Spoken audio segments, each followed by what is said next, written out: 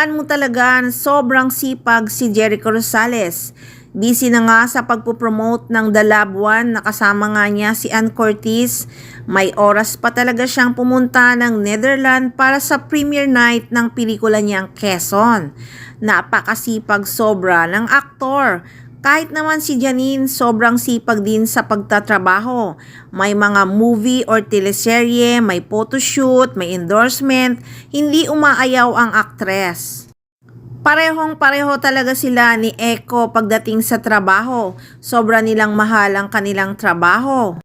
Masasabi mo talaga na pinagtagpo talaga sila ng universe. Sa totoo lang naman yung kilig nga ng mga fans sa Econin, parang mga teenager lang talaga ang peg ni na Jericho Rosales at Janine Gutierrez. Ito talaga ang mga artista na dapat iniidolo, hindi plastic ang pakilig. Sa bagay, sabi talaga ni Echo sa walang kwentang channel, lahat naman daw talaga ng relasyon niya ay nakapublic. Ang hirap kasi yung sa akin halos lahat ng relationship ko published eh. Oo nga. At in fairness naman, lahat naman ng naging girlfriend ni Echo ay talagang mga pretty, wala kang itatapon. Na-hot seat pa nga ang aktor kasi sabi ng isang host, gusto nilang marinig ang panig ni Echo sa mga naging karelasyon noon kasi yung mga girls lang daw ang nagsalita. Pero gusto naming marinig. Minsan kasi ang naririnig lang namin yung panig ng babae.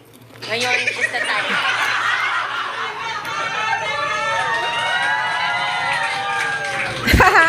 Halatang hindi na paghandaan ni Echo yung tanong ha.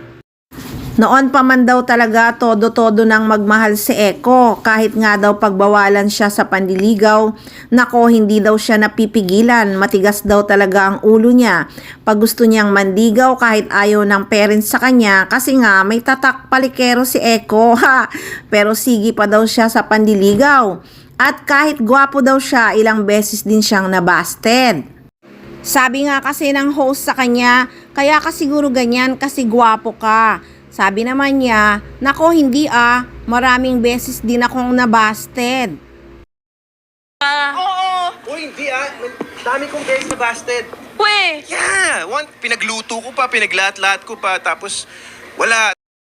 O diba? Kahit nga ganun kagwapo ang aktor ay ilang beses din daw talaga siyang nabasted.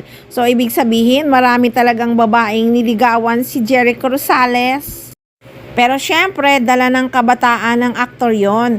Iba na ngayon si Janine Gutierrez na talaga ang buhay ni Echo.